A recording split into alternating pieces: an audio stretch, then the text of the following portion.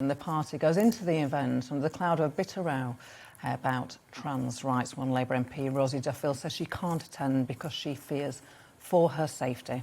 Well, joining me now to discuss this is Labour MP for the Gower and close friend of Rosie, Tonia Antoniazzi. Tonia, welcome. Hi. Tonia, I just want to start by, because we had a chat before you came into the studio, and I know that you're quite nervous today. And that worries me a bit. Is that a sign of the times?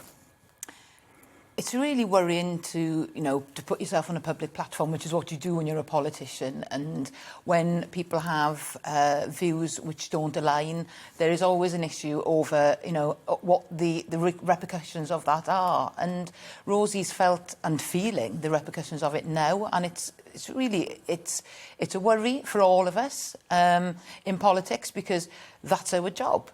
Our job is to question, to ask, to be, inquisitive and find a way through it. Is that difficult to do? Because that, to anybody normal who's not a politician, would think, well, what people do in everyday life as you work through issues. We have arguments, and then you get to a conclusion. But do you feel that's tricky in politics? Well, it is, but that's why you're in politics. You're in there to do that job. As you well know, Gloria, we are there to have those awkward conversations. The platform in which you choose to do it also creates a problem. So if you choose to take to social media, particularly Twitter, then you will have issues around that, because there are, as we've seen with other big issues like Brexit, there are extreme opposing views. And it's our responsibility to kind of square that circle, to work our way through it, to find the right answers, if there are any, and to bring people together. And, Rosie at the moment is feeling extremely vulnerable, tired. But the most important thing that she said to me this morning is, genuinely, I want to be discussing other things. Why are we here having this conversation, taking the shine off Labour Party conference, which is a platform from everybody in the Labour Party to speak on topics where, we are a broad church. There will be things that we will agree with and disagree with, and we have to embrace that. Is there any chance Rosie will get to Labour Party conference? I would love to see her there. I think she would like to be there. If it's just for a day, maybe 2 days, it would be great to get Rosie to Labour Party conference. And I don't know, Gloria. I'm saying to her, come on, come down. Let's go. Let's be united. Let's show solidarity with you, Rosie, and let's go and speak to people and have those conversations without fear nor favour. Just explain to me, you said you want to show solidarity with Rosie. Solidarity in what sense? On the argument, on the fact that she's allowed to say what she wants to say? Tell me what you mean by you want to show solidarity to her. The issue is, Rosie has stood up for women's rights, and she has, as a result of that, had to deal with a lot of abuse and a lot of people trolling her on social media, where they're looking to see what she's liked, why she liked it. Well, actually, they don't ask the why. They just attack the fact that she has liked something. And that is a problem that we've got generally. But in solidarity with her, there are events going on where I hope to talk about women in sport, about equality. And those events are very, very important, that we are looking at evidence, listening to the voices of people, and also, working our way through, through issues like transgender participation in sport. We have to talk about it. How does that impact on women and girls, and how you want to be, in sport as you grow older? And is this an issue that has come to you because you're a feminist? Did it come up in your constituency? Why? Or is it just you talking about these things because of your solidarity and your friendship with Rosie? Oh, absolutely not. This is something that a trans constituent brought to me about detransitioning and wanting to know what the data was about regret back in 2017. It's taken a very long time to be able to, articulate how, as politicians, we've got to work through this and ask those questions. I particularly want to kind of look at, the law, prisons, women's spaces. How is the law being interpreted? Legislators, that's what we do. That's what we look at. And that data not being there when you ask those questions is a real concern of mine. I want to just put to you what the LGBT plus Labour, this sort of affiliation, they are affiliated to the Labour Party, and they put out a tweet yesterday saying that they totally condemn the abuse and physical threats that Rosie Duffield has faced, and that they have clear political disagreements with Rosie on policy affecting trans people. But political disagreement should never result in abuse or physical threats. That sounds quite conciliatory to me. They have previously asked for the whip to be withdrawn from Rosie, which isn't conciliatory. How do you work through this? I think there are a number of tweets that LGBT plus Labour have made, as you've pointed out, asking for the whip to be removed. I think that is a really sensible, pragmatic way to give that message, and I welcome it. However, how do we move on? What's next? You know, are we going to sit around the table, have a conversation? How do we move forward as a party? Is there a safe space within the Labour PLP for us to be able to talk about things and, you know, and just explore what our concerns are, what, you know, how do we move forward? And that's really important, because that safe space has to be there for all politicians, male and female, to be able to discuss it robustly and safely without, you know, Twitter coming and attacking you for saying something. No, that's what's wrong. And we've got to rise above this, Gloria. We've got to a point where I couldn't not come on when you asked to talk about this, because we have to have a conversation. We have to be open and honest with each other. And I'm grateful that you have come on. And I just want to make clear, so you're not misrepresented. You acknowledge that many, perhaps most people who transition are happy and would celebrate that. What I'm trying to say is you may be called a transphobe after this interview, just merely for raising the issues. But I want to give you the opportunity to outline why. This is like an onion, Gloria. We could peel it off and be sitting here discussing it for hours. The issue is, for me, it's over biological sex and gender.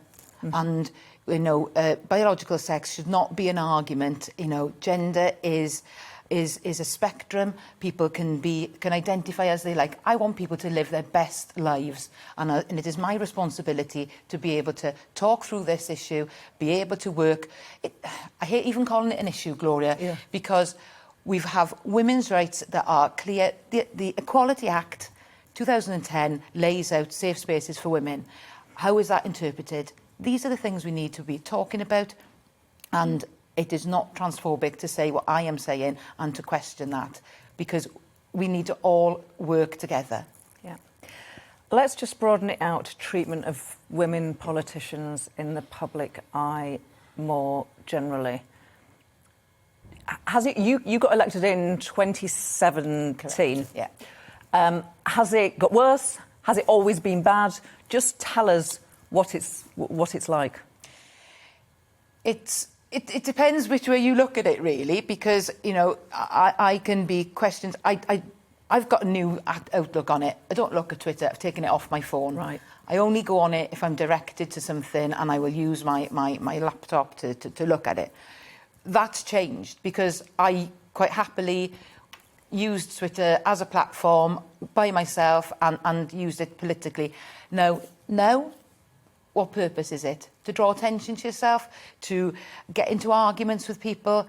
And I think it's that where the abuse is. The abuse is very much online. Sometimes it comes through in emails, but it has changed. It is getting worse. It's getting more divisive. The speaker, you know, Lindsay Hoyle, you know, spoke out in you know, about the abuse that Rosie's had. It's unacceptable. Do you think some people want to silence women's voices on social media? Do you think they'd rather, you know, women's voices we went back to the old days when women were seen and not really heard? I think that will always be there in society. I hope it decreases, but, you know, I will always be a keen advocate for women, and I will stand up for women's rights for as long as I am a politician, and I'm living, you know, in this world. And it's a very strange world to live in. And it's a tough one for you, right? Let's imagine you meet a young teenage Labour Party woman activist. We were probably that person when we were in our teens. And she says to you, I would like to be an MP too. What's the frank advice you give her? The advice that I have given all of my pupils is to go for it. There are consequences, there are things that will happen, but you must put yourself out there. You have got to stand up for all women and go into politics. If that is where your desires lie, if you want to make a difference in people's lives on whatever platform, you as a woman have a right to do that. Yes, it comes with caveats, of course, and Rosie has said, is it really worth it? But I believe it is worth it, and because it's the best job in the world. And we've read about how Rosie is feeling, but we haven't really heard from her. You're a mate. How would you describe how she's feeling? She's exhausted. She wants to talk about other things. She doesn't want to be the centre of attention. That's how Rosie is feeling. She went on the Today programme this morning because it was the right place and time to talk about it. She's been hounded by the media. She's been hounded on Twitter. It's not about Rosie Duffield. This is about, we need to be talking about other issues and making sure that all women in politics are safe. And I know that Rosie will agree with that. I remember when, I think it was 2017, when the former Labour MP, Luciana Berger, turned up at conference with security. Yeah. It was a very difficult thing to watch, actually. Yeah. I also felt it when I saw Laura Kuenssberg, actually, turn up with security at Labour conference. But actually, is that the world that we are living in? Should we say, actually, let's get Rosie some security so she can go to conference? Or how do we deal with this new world where some people face completely unwarranted and unacceptable levels of abuse? I mean, when we saw Laura and we saw Luciana in Liverpool conference, for me, being a new politician, just absolutely just took my breath away. Yeah, genuinely. Yeah. It was, like you say, and I just thought, oh, I'm not high profile, it doesn't matter, it's just me. And it's kind of like, no, this is everybody. That represents how women are feeling in politics, and we shouldn't have to feel like that. I think it's down to Rosie if she wants to come to conference or not. And I think I just want her to be left alone, to be honest with you, Gloria. You know, she has the right to be there or not be there. She can have security if she wants it. I'm sure that can be arranged. But we have to, you know, go back to our good friend Jo Cox, what happened there. There is always that threat, and any threat of any kind cannot be underestimated, Gloria. It really can't be underestimated. Women shouldn't feel like this in 2021, and it hurts me to say that. Okay. Final point. Some people who have transitioned will say, actually, that they feel their safety is put in danger by some of the things that you or Rosie say. Is, you know, what do you say to people who make the accusations that you jeopardise their safety? No, I'd never abuse anybody. I would never put anybody in any jeopardy. There is disagreement amongst all communities. There's disagreement with the trans community. I have trans friends that I talk to about this issue. I have gay friends that I talk to about this issue. We are not all divided.